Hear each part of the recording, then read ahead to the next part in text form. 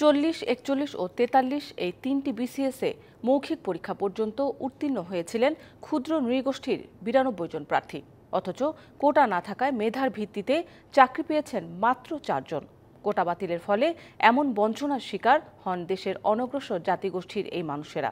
বিশ্লেষকরা বলছেন, সংবিধান যেখানে অনগ্রসর জাতিগোষ্ঠীকে বিশেষ সুবিধা দেওয়ার কথা বলেছে, সেখানে তাদের কোটা না থাকা সংবিধান লঙ্ঘনের শামিল।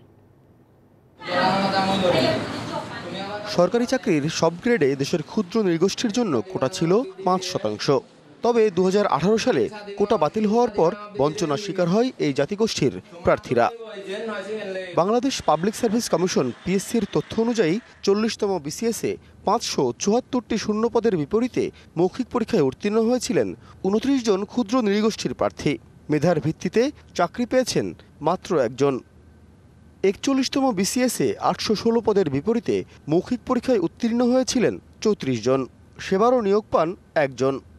ঢালাইয়ে দৃঢ়তা, নির্মাণে নিশ্চয়তা, প্রিমিয়ার সিমেন্ট, ঢালাইয়ের রাজা। 43তম বিসিএসে উত্তীর্ণ প্রার্থী ছিলেন 29 জন। মেধার ভিত্তিতে নিয়োগ পান মাত্র 2 জন। অথচ কোটা থাকলে 3টি বিসিএসেই এই 92 জনকেই সুপারিশ করতে পারত পিএসসি। কারণ আমাদের প্রতিটা গ্রাম থেকে দেখা যায় 2-1 জন তাও 5-10 বছর পরে উঠে আসে শিক্ষার ক্ষেত্রে। এখন তারাও যদি চাকরির ক্ষেত্রে পিছিয়ে পড়ে, তখন আমাদের পরিবারগুলো চিন্তা করবে যে এত লেখাপড়া করালাম কিন্তু তারা তো চাকরিই পাচ্ছে না। বিশ্লেষকরা বলছেন, ক্ষুদ্র নৃগোষ্ঠীর প্রতি এই বঞ্চনা সংবিধানের লঙ্ঘন।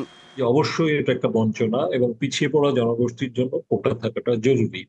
এবং যারা কোটা বিরোধী আন্দোলন করছিলেন একটা সময়, তারা কিন্তু এখন আর সে কথা বলছেন না। তারা বলছেন যে তারা কোটা সংস্কার চান। কমিশন গঠন করে আপনার এ ব্যাপারে প্রয়োজনীয় পদক্ষেপ নিয়ে কিন্তু এই সমস্যাটার সমাধান করা যায়। কোটা সংস্কার হলে তাদের বিষয়টি যৌক্তিকভাবে বিবেচনার দাবি ক্ষুদ্র নৃগোষ্ঠীর শিক্ষার্থীদের। আমাদের স্ট্রাগলটা আসলে নীলগিরি নিরাজ এসব 2-1টা পর্যটন স্পট করে আমাদের যে অবস্থান ওইটা ক্লিয়ার না।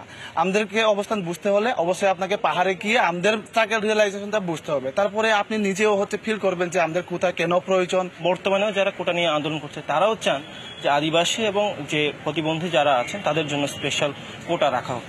কোটা বাতিলের দাবিতে আন্দোলনের ফলে 2018 সাল থেকে সরকারি চাকরির প্রথম ও দ্বিতীয় গ্রেডে কোটা বাতিল করে দেয় সরকার। বিকাশ বিশ্বাস, ডিবিসি নিউজ, ঢাকা।